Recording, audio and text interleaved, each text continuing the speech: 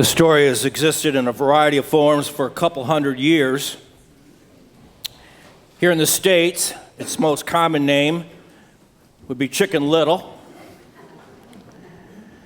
I'm guessing you're somewhat familiar with the sad saga. One morning, Chicken Little is out in the barnyard when suddenly an acorn drops on her head, at which point she starts dashing frantically through the village, telling anyone who will listen, "The sky is falling, the sky is falling." Henny Penny, Ducky Lucky, Turkey Lurkey, and Goosey Lucy all buy into the hysteria, and they add their voices to the uproar. I'll spare you the gruesome conclusion. Let's just say that Thanksgiving buffet came early for Foxy Loxy that year. Probably not the book you want to read to your kids and grandkids right before bed. I don't know. I think there'd be better options out there. Anyway, I mentioned that story at the outset today to encourage us not to become Christian little, right? The last thing that we should be doing as followers of Christ is running around in a panic predicting doomsday scenarios. Are there some frightening events on the prophetic timeline? Absolutely. But the proximity of those frightening events also tells us that the return of Christ is at hand. And the return of Jesus is called our blessed hope in Titus 2, isn't it? That means that Christians above all people should be able to face the future with both hope and confidence. It was just last Sunday that I began a new mini-series. We're calling it "It Always Comes Back to Israel." Kind of did a pivot of where I was originally thinking we'd go a few weeks back.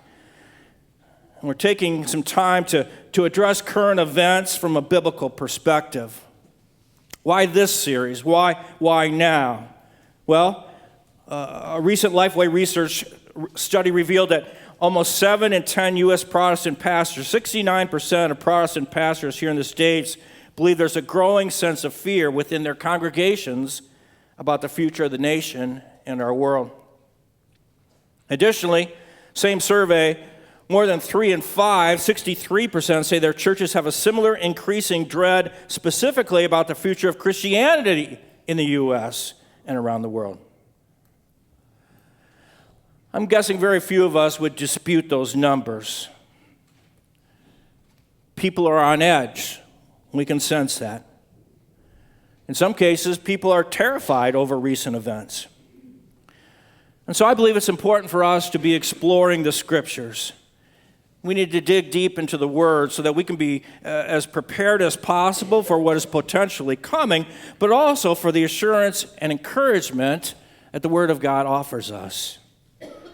And so today I want to direct your attention to a passage that's becoming very popular in our day. And if you're listening to other preachers, if you get online and do any research, you're going to find that Ezekiel 38 and 39 are getting a lot of attention right now.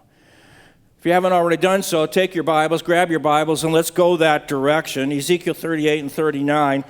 We do make outlines available as you're coming in the door, and you can fill in some of those blanks, jot down additional references. I would encourage you to have your Bibles open, though, and we try to move right down through the passage and unpack it just as it's laid out for us in the Bible. So Isaiah, Jeremiah, Lamentations, Ezekiel, there it is in the Old Testament. If you get to Daniel and some of those other guys, you've gone too far, you need to come back.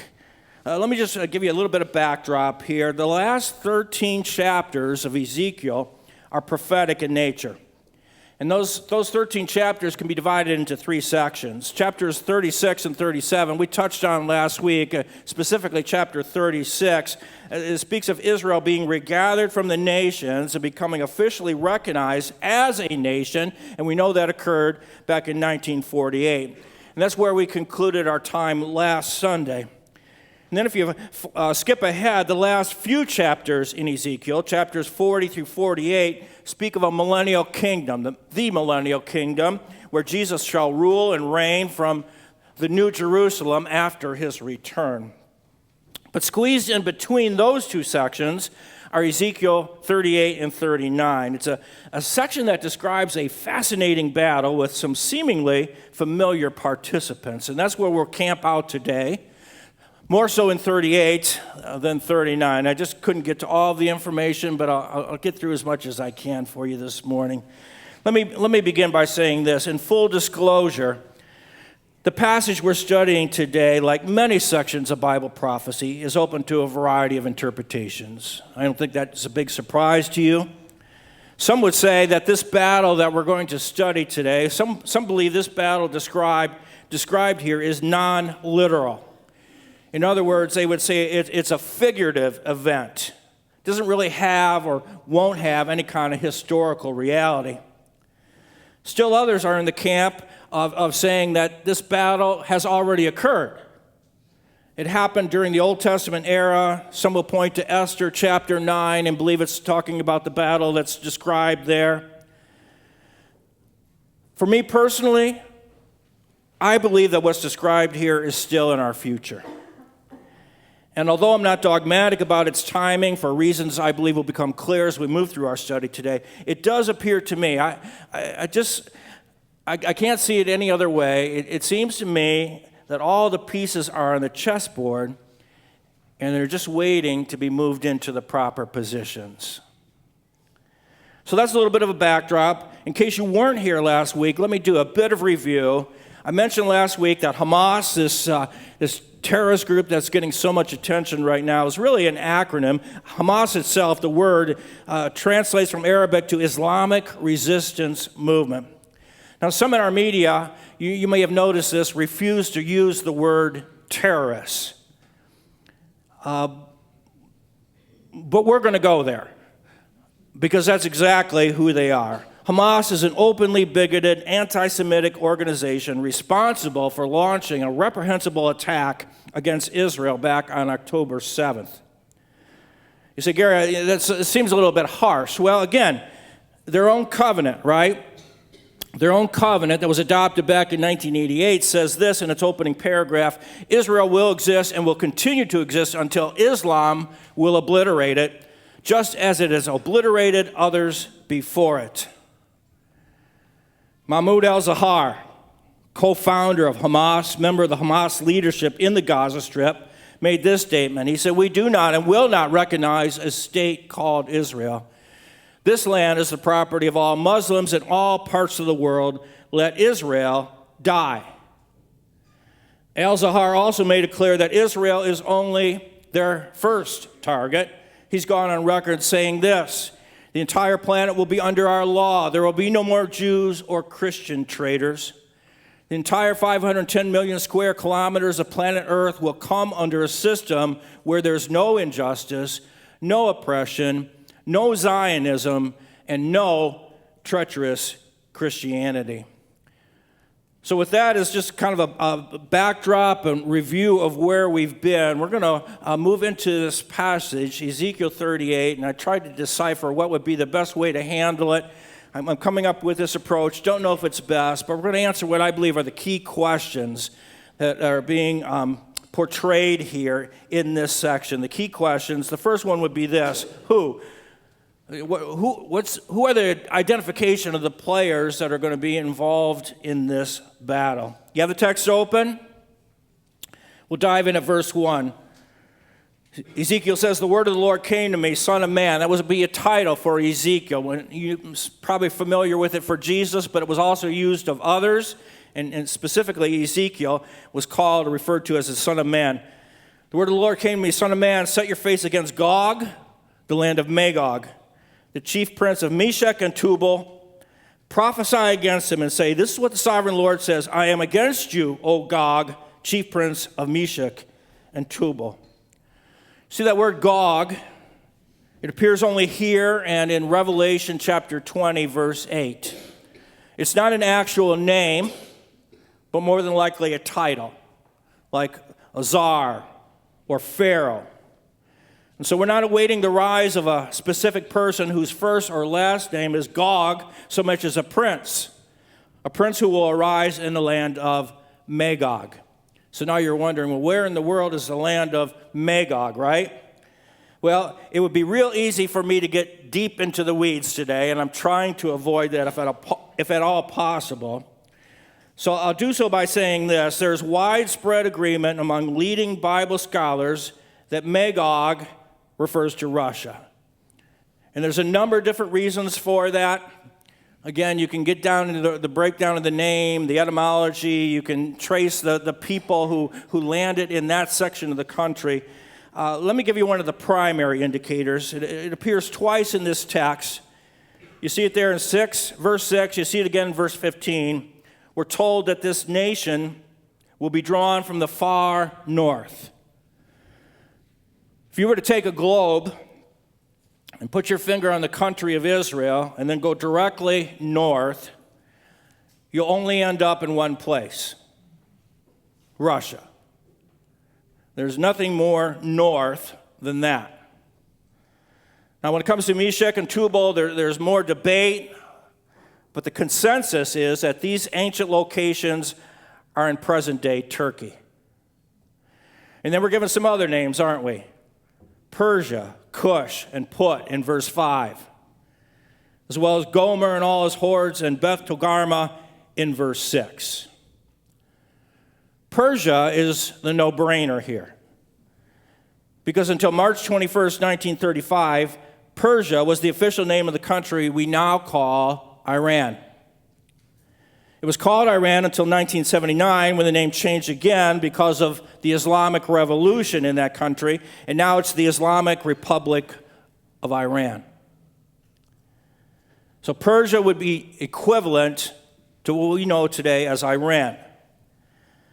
Cush and Put are more difficult to identify, as is Beth Togarmah.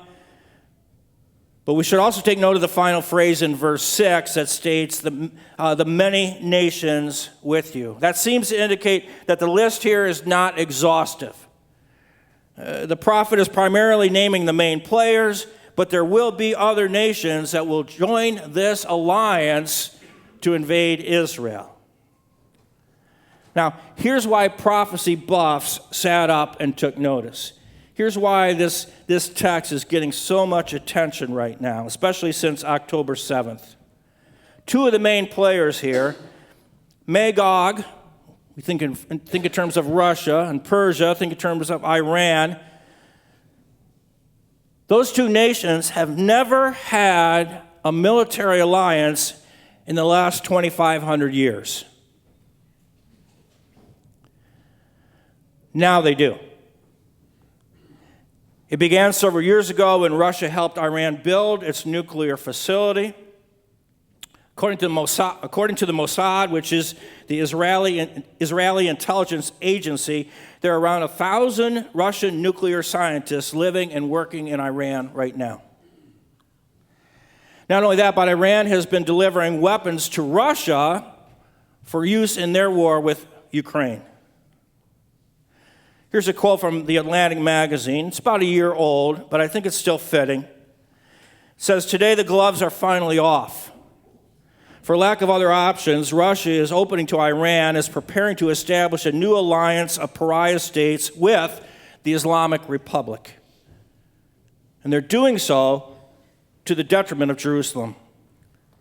This turn in Russian strategy poses a grave new challenge not only to Israel, but also to the United States."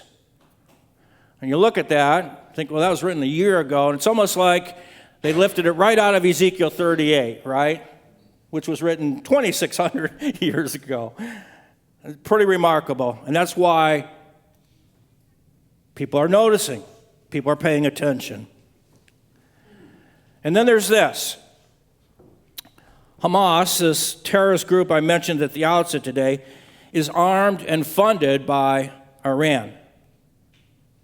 Hamas is to the south of Israel in the Gaza Strip. And they're getting most of the press and attention right now. But if you're following closely, you know there's another group of terrorists to the north, right? And they're called Hezbollah. Hezbollah is located in Lebanon, just across the border from Israel, and they're also backed by Iran. Hezbollah is a bigger terrorist organization with far more weapons. Now, you probably should be aware that there are different branches of the Muslim faith. So Hamas is Sunni, Hezbollah is Shiite, and so they don't match up as far as their theology, but when it comes to wanting to see the destruction of Israel, they're on the same page. They're in agreement with that. The U.S. show of force in the Mediterranean, the reason we have a couple battleships in the Mediterranean right now, is to persuade Hezbollah not to engage. But of course, they've already been firing missiles into Israel, and everybody's just waiting for the other shoe to drop. The hostilities on the northern border are currently intensifying. Russia has gone on record that if the United States supports Israel in this war, then Russia will be backing the Palestinians. Now, we never want to interpret Bible prophecy based on current events, but it is interesting to see, isn't it? I mean, it's fascinating to see this Russian, Iranian, and Turkish alliance, just as Ezekiel seems to indicate here. So we've answered the question who are the primary parties involved in this battle. Let's move on to question number 2. When, right? What's the itinerary of the events? How is this going to play out? Well, again, this is tougher to nail down, but a few hints in the text do provide us some insight.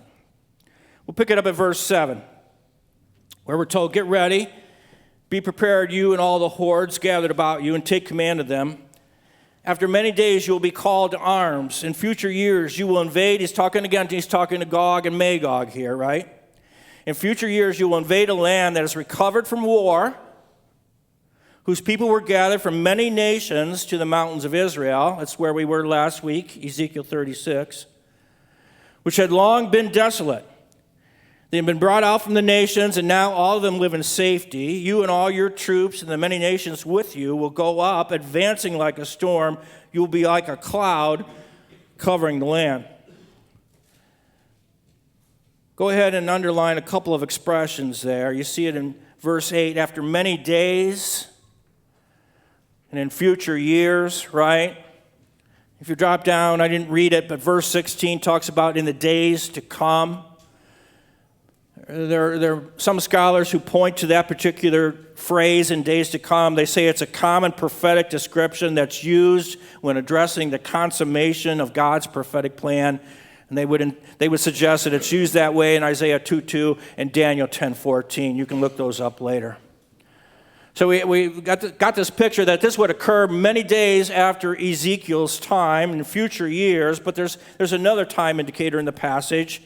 It's a description of the occupants of Israel as gathered from many nations. You see it there, verse 8, and then it says again from verse 12, right? And it doesn't seem to be a reference to Israel's ancient past, describing their return from Babylon or Medo-Persia, because those exiles didn't return from multiple nations. They returned from Babylon, right? They returned from Medo-Persia. And so many believe that the best interpretation here, when it's talking about returning from many nations, appears to be the recent past. The present return of the Jewish people to their land back in 1948, which I referred to earlier. Remember, the Jews were scattered every direction for 1,800 years. Jerusalem was destroyed back in 70 A.D., and then you have this gap of time where they weren't in the land. What does that mean? Well, the battle that's being described here could not have occurred until at least 1948, right? Because the Jews weren't back in the land. Not until 1948. The third indicator related to the timing tells us that the Jews will be living in safety. In verse 8. Without the need of protected defenses like unwalled villages, living without walls, without gates and bars in verse 11. You also see there that the inhabitants are characterized as living peaceful and unsuspecting lives, right? That would suggest they're unconcerned about external threats. They have no fear of attack. So this war is going to take place when they're living in safety, living in this security.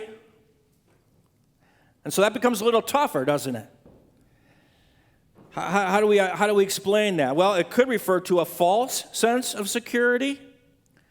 Maybe a false sense of security that Israel had even prior to October 7th, feeling like, hey, we're good. We've got the Iron Dome. We're okay. Could refer to that. Others say, no, this is really pointing to the first few years of the tribulation period. And if you've studied that in prophecy, then you know that the belief is that the Antichrist will establish himself. He's going to sign a peace treaty with the nation of Israel, a peace treaty that he will break halfway through the tribulation period, about 3.5 years in. And so this battle could really occur at the beginning of that period when the Antichrist has established peace with the nation of Israel. I can't do a deep dive into the tribulation period today. If that's unfamiliar to you, I would encourage you maybe to go back and check out our Daniel series, specifically Daniel, the end of Daniel chapter 9. And if you want to look that up, June 18th of this year is when we addressed that particular subject. June 18th, this past summer. So here's the million-dollar question, right? Is what we're currently witnessing in Israel and the Gaza Strip, is that the battle that's being described here in Ezekiel 38? I say no.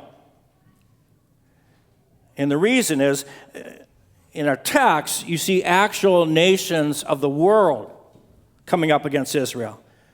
And that hasn't happened yet. Israel is fighting Hamas. We made that clear last week.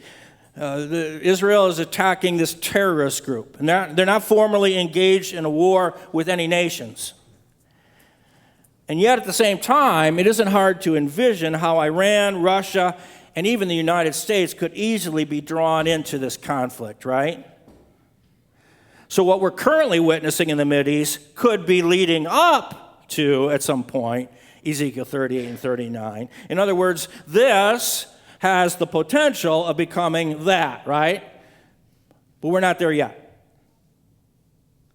We've talked about who, we've talked about when. Let's tackle question 3, why? Talk about some of the incentives for this battle. What would motivate these nations to attack? Pick it up at verse 11. Again, the prophet is speaking to Magog. You will say, I will invade a land of unwalled villages. I will attack a peaceful and unsuspecting people, all of them living without walls and without gates and bars. I will plunder and loot and turn my hand against the resettled ruins and the people gathered from the nations, rich in livestock and goods, living at the center of the land. Why would these nations attack Israel? Well, given the increasing anti-Semitism in the world today, it's not hard to envision these countries being motivated just by their hatred alone, right? I mean, Iran especially is famous for its constant threats of destroying the Jewish nation and driving them into the sea. And that's just part of their ongoing rhetoric. But here in the text, hatred isn't the primary reason for this invasion, is it? It's something less spiritual and far more material. In a word, we'd say it's wealth. Their motivation is spoils of war in the form of material gain. You see that at the end of verse 12 there, right? Rich in livestock and goods. But then as you continue on to verse 13, Sheba and Dedan and the merchants of Tarshish and all our villages will say to you, have you come to plunder? Have you gathered your hoards to loot, to carry off silver and gold, to take away livestock and goods, and to seize much plunder? Again, we mentioned this briefly last Sunday, but the land that was previously desolate and barren has become incredibly prosperous. So it's a location of great wealth on this planet. One author I read this past week put it this way. He said, some speak of the abundant wealth found in minerals in the Dead Sea. Others speak of large oil discoveries in the Golan Heights. Israel has discovered 2 massive gas fields in the last 10 years called Leviathan and Tamar that are worth billions of dollars. He continued and said, so further gas and energy finds within Israel could be a major incentive for Russia to exert its power and control once again to remain the major player in this area. Certainly one of the interesting dynamics here is that based on this passage, Israel is left to fend for herself. If you've read it this past week, like I encouraged you to, you probably picked up on that. Based on what we read here in Ezekiel 38, no other nations come to her aid. And then you wonder, well, how in the world does that happen, right? If nothing else, the United States has already gone on record that we're going to stand with Israel, right? Well, yes and no. Have you been watching these protests? If you've been watching, if you've been tuning into the news, all kinds of protests breaking out on our college campuses. Anti-Semitic students who declare themselves to be pro-Palestinian as they attack Jewish students, right? And they're chanting things like Intifada, or we want Jewish genocide. They're chanting only one solution. What's the solution? What's the one solution? Not a two-state solution. Palestine doesn't want that. The one solution phrase is reminiscent of Nazi Germany's final solution statement during the Holocaust, which obviously meant killing all Jews. Others conjecture that if Israel responds too aggressively in their determination to wipe out Hamas, that it could cause world leaders and popular opinion to turn against them. Why? In other words, why might they be alone? Because there'll be a reaction to what Israel is doing to defend themselves. If that happens, it could potentially cause them to be going it alone. Look at this. Turkey's president, Erdogan, just this week called the Israeli siege and bombing of Gaza a massacre. He said Israel's blockade and relentless assaults on Gaza are a disproportionate response to the Hamas attack. I saw an article last night as I was trying to update myself where the UN just yesterday called for a ceasefire. And my guess is, let's see if this happens. Let's listen carefully to our mainstream media in the coming days.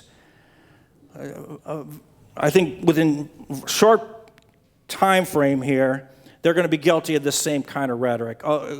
Israel is acting way too aggressive. In some cases, that's already happening in the media, isn't it? It's true. Based on Ezekiel 38 and 39, no other nation comes to Israel's aid. There's of course, one small problem for Magog. The Jews are under the protection of Yahweh, the God of Israel, right? So who, when, why? Let's go for what? Let's talk about the intervention of the Lord. With a coalition army surrounding Israel, with no hope in sight for the nation of Israel, Yahweh, the God of Israel, is going to act. Let's pick it up at verse 18. This is what will happen in that day when Gog attacks the land of Israel. My hot anger will be aroused, declares the sovereign Lord. And in my zeal and fiery wrath, I declare that at that time there will be a great earthquake in the land of Israel.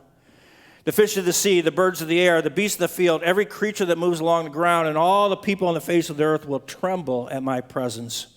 The mountains will be overturned, the cliffs will crumble, and every wall will fall to the ground. I will summon a sword against Gog on all my mountains, declares the sovereign Lord, and every man's sword will be against his brother. I will execute judgment upon him with plague and bloodshed. I will pour down torrents of rain, hailstones, and burning sulfur on him and on his troops and on the many nations with him.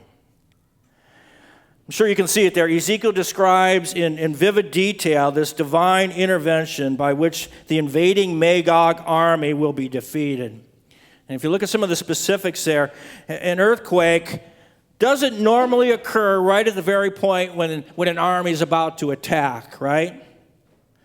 Fire and brimstone don't just fall from the sky.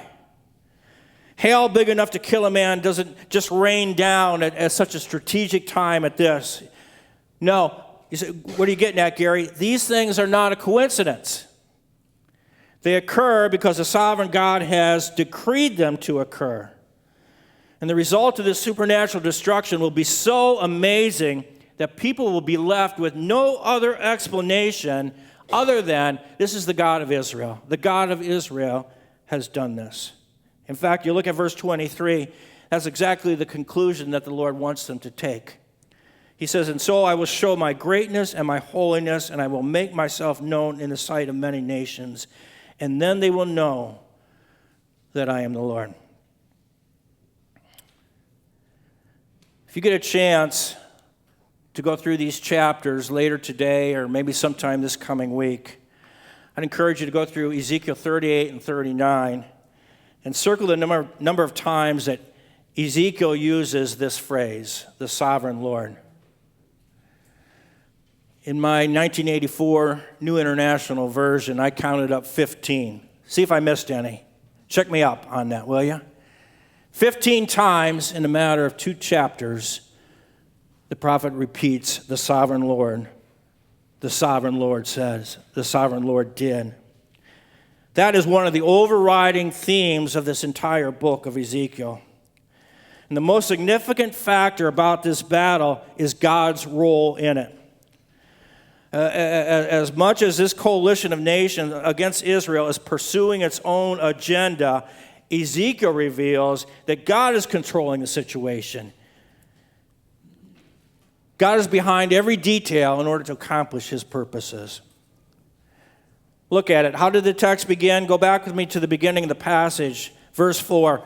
God says, I will turn you around. I'll put hooks into your jaws, and I'll bring you out with your whole army. Can you see it there? The Lord Almighty has baited his hook, and Gog and company swallow it, hook, line, and sinker, don't they? The control of the conflict is repeated several times. This control of the conflict is repeated several times, emphasizing over and over again who is calling the shots and why. Because God's purpose in all of this is self-revelation. Then they will know that I am the Lord. And again, you see the references on the screen. Chapter 38, and then over and over again in chapter 9 is this theme. And then they will know. They will know who's in charge. Then they will know that I am God. God is sovereign over every detail on this planet, even the invasion of a powerful enemy against his people. And he will use it all to accomplish his plan and bring glory to his name. The outcome is never in doubt, which in turn should give us all the confidence in the world. I'll remind you again, we don't discuss topics like this to scare you, but rather to prepare you. I was listening to a podcast yesterday afternoon. Max Lucado was being interviewed, and I think I got the statement right. This is how I remember it, at least. He said, we can handle the now because we know what's coming next. Well, that's a pretty good summary. We can handle the now because we know what's coming next. Gang, as I mentioned to you at the end of the last week's message, these are the days in which we need to be heavily investing in our walk with the Lord. If you don't know Jesus, now's the time to get right with Jesus. If you know Jesus, these are days when we need to be sinking our roots deep into him and the truth of his word. Again, as we wrap up today, let me encourage you to be carving out time in your schedule, making that a priority, diving into the scriptures, meditating on the scriptures, crying out to God in prayer. Psalm 130 is a perfect example, and it's a good place for us to end today. Let me read Psalm 130 to you.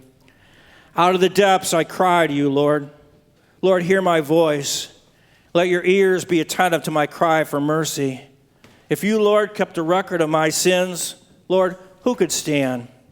But with you there is forgiveness, so that we can, with reverence, serve you. I wait for the Lord. My whole being waits, and in his word I put my hope. I wait for the Lord more than watchmen wait for the morning. More than watchmen wait for the morning. Israel, put your hope in the Lord. For with the Lord is unfailing love, and with him is full redemption. He himself will redeem Israel from all their sins. Does that sound familiar? It should, because we sang it earlier in the service today. John Gardner provides the backdrop. Back in 2018, a couple by the name of Keith and Kristen Getty expressed their desire to see churches and families revive the practice of singing the Psalms. What we have in our Bible in the Old Testament is Psalms. The practice of singing the Psalms in our worship services and homes. And so this couple announced the goal of setting all 150 Psalms to music over the next 5 to 7 years. That's a huge undertaking, isn't it? But it also offers a huge promise of blessing for our churches. Every long journey starts with a first step, and so Psalm 130 was chosen to be the first that they were going to set to new music. It's a fitting choice, considering that this was a favorite psalm of such stalwarts of the faith as Augustine, Martin Luther, that I mentioned at the outset of the service, John Calvin, Charles Wesley. And it also fills a need in modern church music, as we have very few new songs written to express the deep distress that is so common to human existence and which characterizes so many of the Psalms in our Bible. So we're going to come back to that worship song we sang earlier today, a shorter version of it as we wrap up. We're singing Psalm 130 to the Lord. We're going to wait for him. We're going to wait on him. These are days that we're going to rely on his word through the storm, through the night. Will you stand as we sing in closing?